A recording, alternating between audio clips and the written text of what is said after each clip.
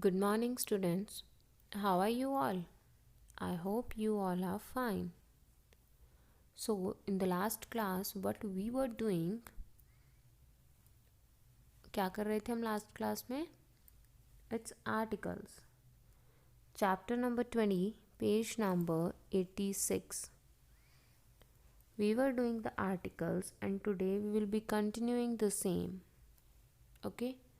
So, just watch the video very carefully. Articles chapter 20 articles करेंगे आज हम। पहले हम ऑलरेडी कर चुके हैं एक बार ये आर्टिकल्स, बट आज हम इसी को दोबारा से रिवाइज करके आगे कंटिन्यू करेंगे। देखो आर्टिकल्स क्या होते हैं, a an and the are called articles. A an और द जो होते हैं वो आर्टिकल्स होते हैं। उसमें से जो ए और एन होता है वो डेफिनेट इनडेफिनेट आर्टिकल्स होते हैं। ए और एन जो होता है वो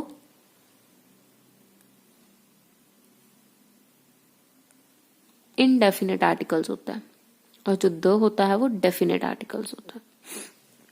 अब इनडेफिनेट आर्टिकल्स में ए और एन आता है, but we don't know where to use a और वेयर टू यूज एन।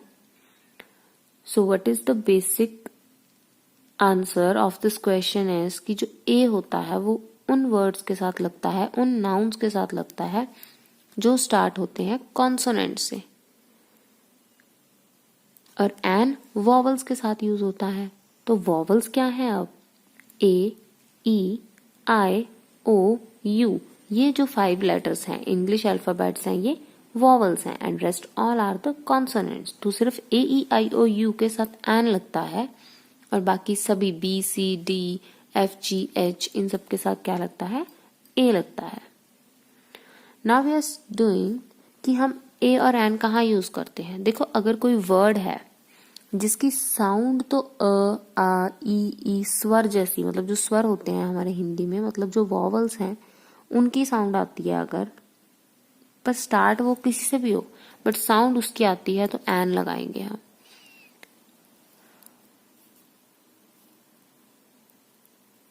जैसे हम आर नाम है, जो आर वर्ड है, ऑनेस्ट वर्ड है, इनके आगे हम एन क्यों लगाते हैं?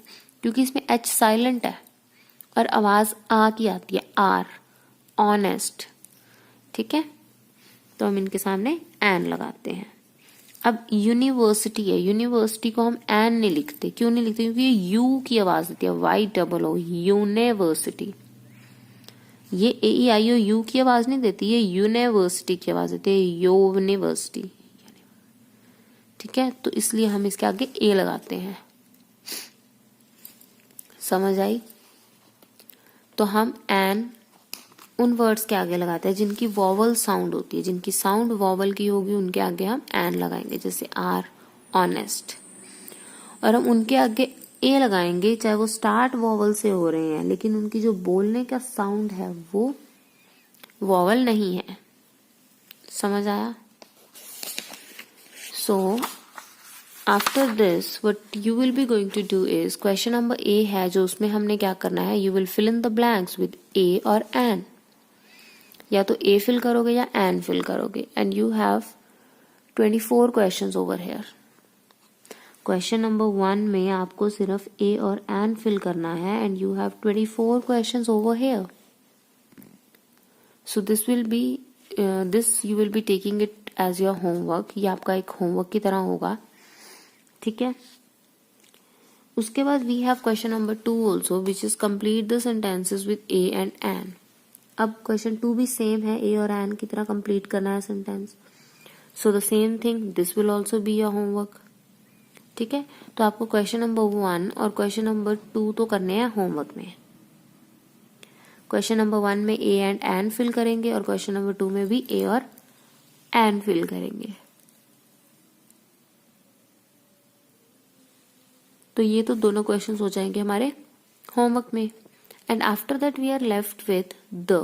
अब हम द कहाँ यूज करते हैं? देखो द जो यूज करने का होता है तरीका, बहुत सिस्टमैटिक मैनर में हम द वर्ड यूज करते हैं। लाइक जितने भी प्रॉपर नाउन्स होते हैं, जितने भी प्रॉपर नाउन्स होते हैं उसके लिए हम द यूज करते हैं, that we use the for a particular person. एक पर्टिकुलर पर्सन के लिए हम द यूज करते हैं, प्लेस के लिए और थिंग के लिए। ठीक है, तो मैं आपको सिर्फ इतना बता देती हूँ कि ए और एन के अलावा हम द जो यूज करते हैं वो एक पर्टिकुलर पर्सन को, पर्टिकुलर थिंग और पर्टिकुलर प्लेस को डिफाइन करता है।